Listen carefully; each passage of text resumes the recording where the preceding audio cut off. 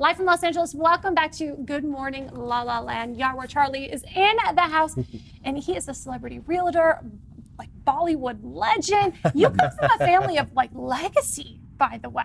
I kind of do. It's true. My grandfather was one of the pioneers of the Bollywood film industry, and he did one of the first talking films. And so he was a comedian, and they called him the Charlie Chaplin of India. So grandparents had 12 kids, and our family last name was Muhammad, which is like the American version of Smith, basically.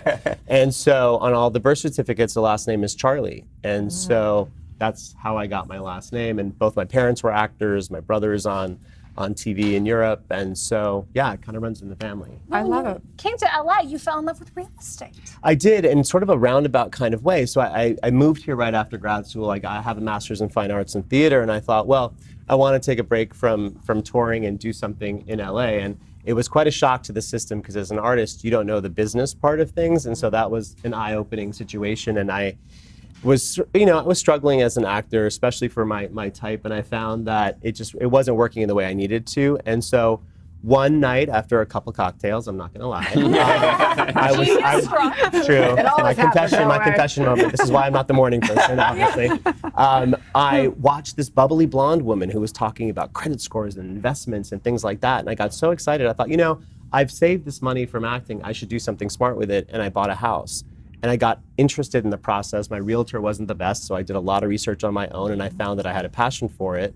And when you're a creative person and you've only ever wanted to do one thing, I found creativity in real estate. And that's how I ended up where I am today. Yeah, it's not very many real estate agents will say, I wake up in the morning and I just allow whatever the universe is going to, like I love that about you. You have to. I love that about you, right? It's so awesome. We're full believers of all that. Absolutely. No, it's true because the thing is, in all of our industries, we all have struggles and we all have things we have to overcome.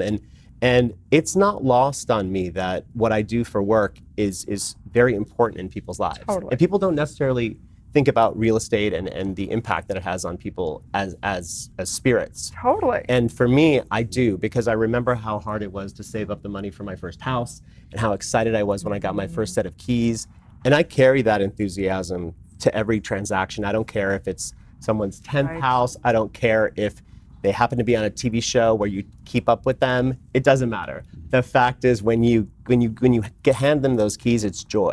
And so it's not easy. It's a struggle. And so every morning I just go, all right, I'm going to be ready for whatever the universe gives me. It's a great service. And, yes, it is. Right? Yeah. Absolutely. So tell us about Listing Impossible. New show, CNBC, this July.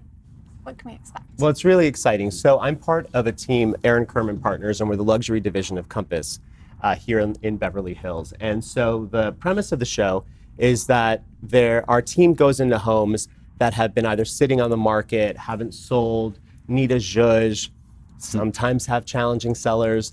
And so we come in, repackage, remarket, and relaunch the listings. And it's called Listing Impossible for a reason. This is not easy work, I'm not gonna lie to you.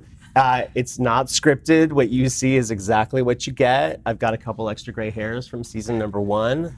But I will tell you that it's a joy when it works, and it's a reality when it doesn't. So what you see on this show is really what you get, and you'll see everything from $1 million homes to $32 million mansions. And let me tell you, the struggle is real no matter what the price point. It's so awesome. Totally When you sell one of those $32 million homes, what do you do to celebrate?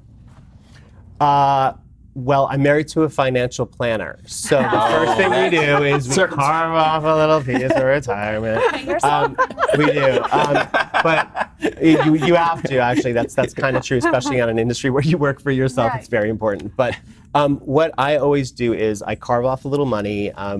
We give it to a particular charity that we really feel passionate about. And try to also help the community, as well as obviously put it aside for ourselves. And I'm not going to lie, there might be a pair of shoes involved. At least one. In the transaction. Cocktails, a couple of Exactly. So when you've done the impossible, you should treat yourself. I know, and you know what? We do it when it doesn't work. I'm not going to lie, too, because sometimes you put your heart and soul into a transaction, and I don't know of another business where you can literally work and think like, okay, on Tuesday I'm going to make X amount of money, and it can disappear like that.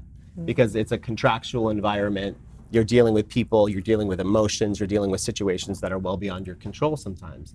And so you get a little bit of everything. So it's important no matter what the situation, whether it goes well or it doesn't, you do have to celebrate yourself and make sure that you take care of yourself, whatever that looks like for you. Whether it's marriage or mortgage. Right. Exactly.